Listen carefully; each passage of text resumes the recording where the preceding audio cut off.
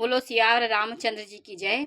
देखिए, भानु प्रताप से उस कपट वेशधारी मुनि ने कहा कि हमारे आश्रम में ही निवास कर लीजिए एक दिन, क्योंकि घोर अंधकार छाया हुआ है।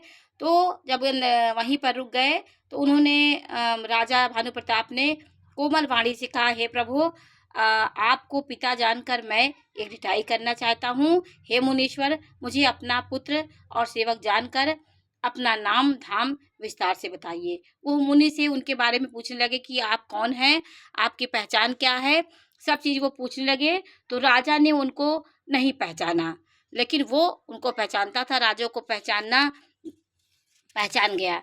राजा ने उस कपट वेशधारी मुनि से कहा, जो राजा से पराजित हो गया था।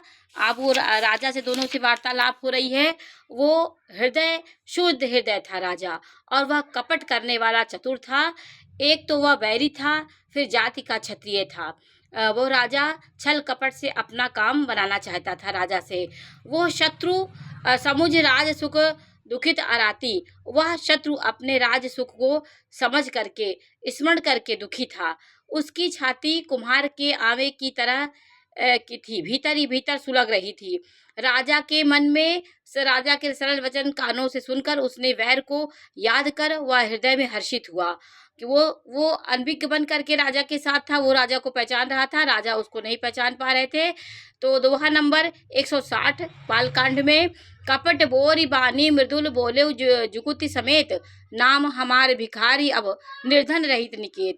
उसने कहा कि कपट में डुबोकर वही युक्ति के साथ कोमल वाणी से वो कपट वेशधारी मुनि बोला, अब हमारा नाम भिखारी है, क्योंकि हम निर्धन और अनिकेत है, घर द्वार हीन है। वह नृप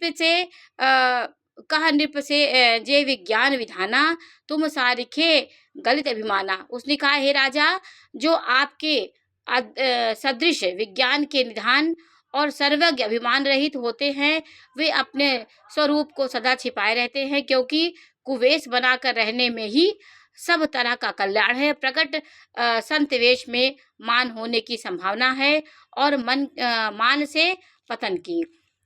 इसी से संत और वेद पुकार कर कहते हैं कि परम अकिंचन सर्वथा अहंकार ममता और मान रहित ही भगवान को प्रिय होते हैं। आप सारखे निर्धन भिखारी और ग्रहहीन को देखकर ब्रह्मा शिव जी को भी संदेह हो जाता है कि वे वास्तविक संत हैं या भिखारी। सोसी तब चरण नमामि। अब मैं जो हो सो, अर्थात जो कोई हो, मैं आपके चरण नमस्कार करता हूँ। हे स्वामी।